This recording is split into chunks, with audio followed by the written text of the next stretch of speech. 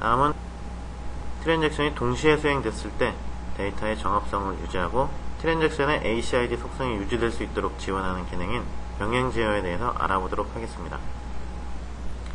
일단 병행 제어를 이해를 하시려면 직렬 가능성이란 개념을 이해를 하셔야 되겠습니다.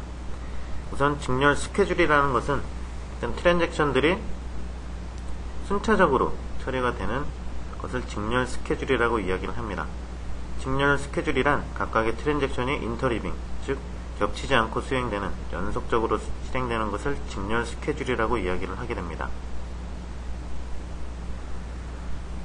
트랜잭션의 직렬 가능성이라는 것은 여러 개의 트랜잭션들이 수행이 되어 있을 때 직렬 스케줄로 수행된 것과 동일한 결과값을 가지는 것을 직렬 가능성이라고 이야기를 하게 됩니다. 그림에서 보시면 오른쪽에 트랜잭션 1과 트랜잭션 2가 직렬 스케줄에 의해서 처리 결과가 산출이 되고, 왼쪽에 트랜잭션 1과 트랜잭션 2가 병행적으로 동시에 처리가 되었을 때 처리 결과가 동일할 경우, 이런 것을 직렬 가능하다라고 표현을 하게 됩니다. 이렇게 직렬 가능성을, 트랜잭션의 직렬 가능성을 보장하기 위해서 데이터베이스 내부에 특별한 제어 방법을 사용해야 되는데, 이것을 병행 제어라고 이야기를 합니다. 병행 제어라는 것은 다른 말로 동시성 제어라고 또 표현을 하게 됩니다. 다음은 병행 제어를 하지 않았을 경우의 문제점입니다. 병행 제어를 하지 않았을 경우의 문제점 4가지는 매우 중요한 문제이기 때문에 반드시 정확한 사례와 더불어 개념의 이해가 필요하다고 할 수 있겠습니다. 병행 제어를 하지 않을 경우 갱신 손실, 더티 리드, 모순성, 연쇄복귀의 4가지 문제가 발생하게 됩니다. 일단 갱신 손실의 경우에는 트랜잭션들이 동시에 동일한 데이터를 읽고 각각 갱신할 경우에 발생하게 되고, 이럴 경우에 먼저 갱신한 내용이 나중에 트랜잭션에 의해서 갱신된 내용으로 덮어 쓰여지는 문제가 발생이 되는데, 이럴 경우 첫 번째 트랜잭션에 의해 갱신된 내용이 손실이 되기 때문에 이런 것을 갱신 손실이라고 이야기를 합니다. 다음은 더티 리드입니다. 더티 리드는 다른 말로 uncommitted dependency라고 이야기를 하게 됩니다. 용어에도 보듯이 다른 트랜잭션에 의해서 변경이 되었지만 아직 커밋되지 않은 상태의 데이터를 다른 트랜잭션에서 읽어감으로 인해서 잘못된 정보를 탐조하는 현상을 더티 리드라고 이야기를 합니다. 다음은 모순성입니다. 모순성은 inconsistent analysis라고 이야기를 하고, 또 다른 말로는 non-repeatable read라고도 합니다.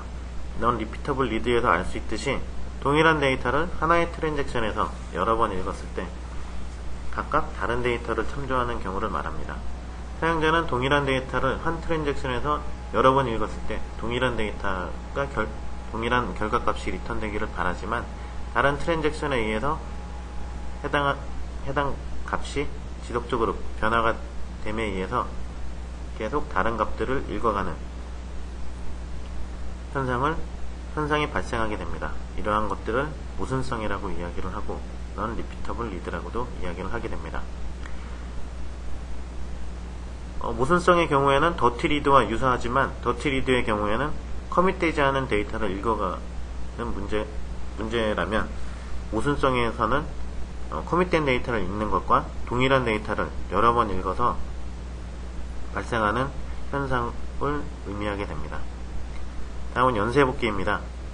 복수의 트랜잭션이 데이터를 공유를 했을 경우에, 어떤 특정한 트랜잭션이 처리를 취소할 경우에 다른 연관되어 있는 다른 트랜잭션도 처리가 되어야 되는 문제가 발생하게 되는데, 이런 것을 연쇄복귀라고 이야기를 합니다.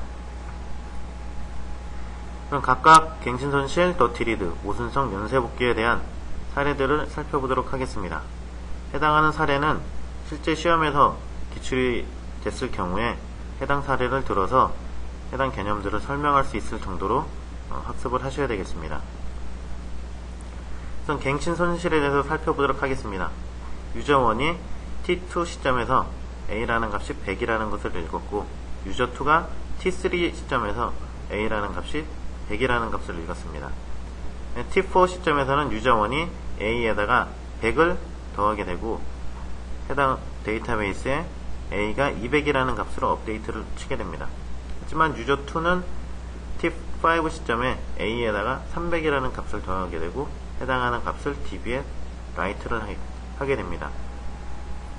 이랬을 경우에 유저 1이 tip4 시점에 업데이트한 a는 200이라는 값이 두 번째 유저에 의한 a는 400이라는 값으로 엎어치게 되는, 그래서 결국 유저 1이 tip4 시점에서 업데이트한 내용이 유실되는 현상이 발생하게 됩니다. 이러한 경우를 갱신 손실이라고 이야기를 합니다. 마찬가지 더티리드 모순성 연쇄복귀, 마찬가지로 사례를 잘 살펴보시면 이해가 쉽게 되시리라고 믿습니다. 그럼 이러한 병행 제어를 데이터베이스에서 하기 위해 기법들이 제공이 되는데, 이 기법들도 반드시 잘 알아두셔야 되겠습니다. 우선 병행 제어 기법에 세 가지 종류가 있는데, 상호 배제에 의한 락킹 기법, 다음 타임 스탬프 오더링, 다음 낙관적 병행 제어 기법이 있겠습니다.